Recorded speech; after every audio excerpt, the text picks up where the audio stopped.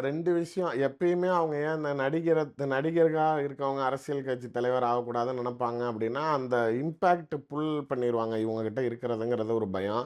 Okay. இவங்க அரசியல் கட்சி தொடங்குனப்ப இவரோட கைகோர்ப்பாங்கன்னு நெனச்சாப்படி.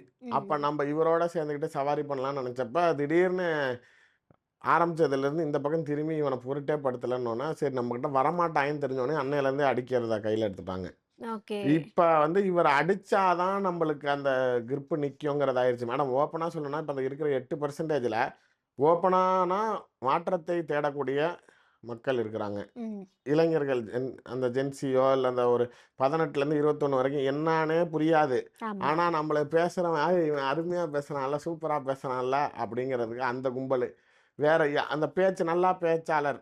ஒரு எதிர்த்து கேட்கிறாரு, அரசாங்கத்தை கேள்வி கேட்கிறாரு, விமர்சனத்தை கரெக்ட்டா வைக்கிறாரு. இந்த ஒரு 3 கேட்டகரி தான் அந்த 8%. ஓகே.